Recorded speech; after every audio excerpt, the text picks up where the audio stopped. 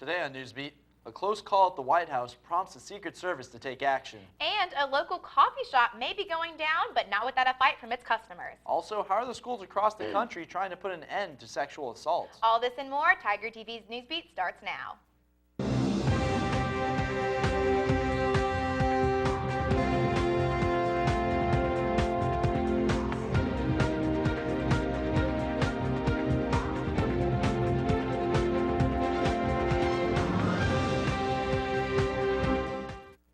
Good evening and welcome to Tiger TV's Newsbeat. I'm Taylor Tyser. I'm Jake Robles. Thanks for joining us. We begin with some breaking news. The Center for Disease Control has confirmed that a Texas man is the first case of the Ebola virus diagnosed in the U.S. The patient returned from a trip to Africa and did not start showing symptoms until he arrived home. The patient arrived at a Dallas hospital Monday. He has been put into strict isolation and a specimen of the disease has been sent to Atlanta for testing. In past years, Ebola has killed up to 90% of those infected, but the death rate in the current outbreak is around 60% due to early treatment. Fans of Highland Coffee's hot brewed beverages turned cold yesterday when news of the LSU staple closing broke. Now a petition has been made to try and keep the coffee pot boiling. The Change.org petition stresses that for over 25 years, some students thought of the coffee shop as the place to go for studying, meeting, or just plain hanging out. The petition is addressed to the Sawridge Rotenberg Real Estate Group and says that even though there's a tough competition in the shop's area, customers know Highland Coffees can handle the pressure. The petition currently has over 4,300 signatures, nearing closer to their goal of 5,000. The man who jumped the White House fence got farther than previously thought. The intruder jumped the fence and ran through the yard, but instead of being stopped there, he made it inside. White House officials say he ran quickly past a guard who did not lock the front door, allowing the intruder to get all the way into the White House's East Room before being tackled by two guards. The East Room is mainly used for receptions or teas. The man, Omar J. Gonzalez, tried to enter the Green Room before he was stopped. Director of the U.S. Secret Service, Julia Pearson, addressed the incident at the Capitol earlier. We all are outraged within the Secret Service of how this incident came to pass. And that is why I have asked for a full review. It's obvious. It is obvious that mistakes were made. It's self-evident that mistakes were made. We must identify what the facts are, learn from the facts, assess and make changes, enhance training to ensure that this never happens again. Gonzalez was reportedly carrying a knife during the ordeal. Secret Service officials stopped Gonzalez in July while carrying a hatchet in front of the White House. He was also arrested in Virginia this summer with a semi-automatic weapon and a map of the White House's location. So Taylor, I heard you're a big fan of One Direction and went there this weekend. Oh my God, Jake, let me tell you, it was amazing. And Harry Styles, he is so hot. Oh, Lord. I guess so, but speaking of hot, we'll turn over to weather reporter Christian Bennett to see if it's hot later today. Yes. Well, we're starting to see a move away from those cool mornings already. Today we saw lows in the 70s with highs in the 80s. Tuesday night, we're going to see things in the 70s again. It's going to be mostly clear tonight, but we will have high humidity. That's your forecast for tonight, but stick around because I'll be back in a few minutes to tell you about the forecast for the rest of the week. Thanks, Kristen. You hot girl. We'll be right back with some news that could spark the end of sexual violence on college campuses. Stay tuned. A new law in California will change the way sexual assaults are investigated on college campuses. The law requires universities to have a victim-centered policy in responding to sexual assaults. The Yes Means Yes bill also specifies silence and a lack of resistance doesn't constitute consent. The new state law comes as the federal government investigates colleges and universities nationwide for poor handling of the sexual assault cases. UC Berkeley is one of those schools. Especially being a girl, if someone said that I said yes and I didn't say yes, I would be very upset. The bill applies to post-secondary schools in California, which receives money from the state. Fraternities at an Indiana college are taking the path that California bill creates by taking a pledge, this time to stop sexual assault on their campus. 21 Indiana University Bloomington fraternities have pledged to take any action necessary to stop and prevent sexual assaults on campus and to take action against members that cross that line. In 2012, 27 forcible sexual offenses were reported, growing from 16 in 2010. Officials say the increase could be a result of students being more comfortable in reporting the crime. LSU Phi Mu member Madeline Bordelon says she admires IU Greeks for setting an example for universities nationwide. I agree with Indiana University's pledge. I think it shows great encouragement for the fraternities and also setting a great example around the nation.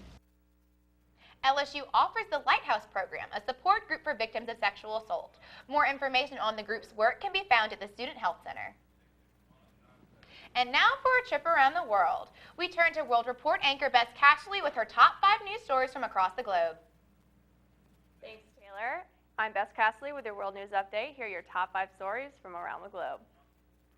Protesters in China continue to hold down the streets in Hong Kong. The student-led protests center around the upcoming 2017 elections that China promised would be completely democratic, but instead decided to vet the candidates. This is the biggest protest in Hong Kong since 1997, when the British granted China control over the city.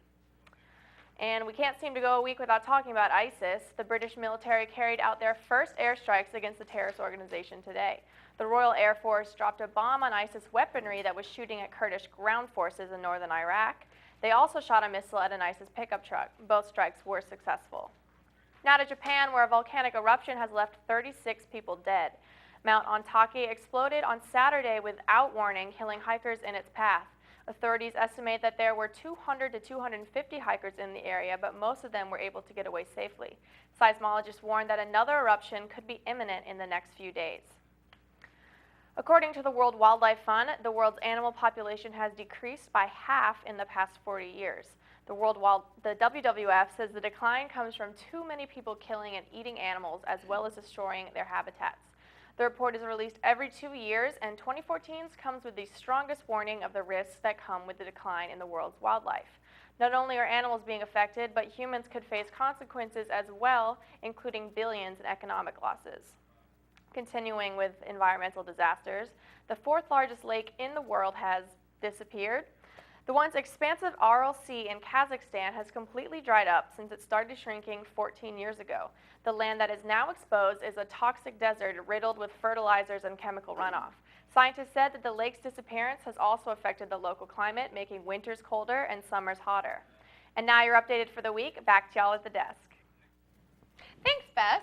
When we come back, we'll show you how one sweet treat is being made locally without all the sticky mess. Stay tuned.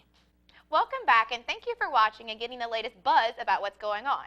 Now we'll switch over to a different kind of buzz as Tiger TV reporter Raina Lacaz takes you into the hive to explore beekeeping. I always call them the queens from hell because they have an attitude problem. Louisiana honeybees are committed to their jobs. These workers have provided a table staple for decades. So I started thinking bees, and I knew about bees. I could do that. Owner of Haley's Honey and Beekeeping, Tim Haley said he started beekeeping after retiring from forestry. They don't sense me as an enemy.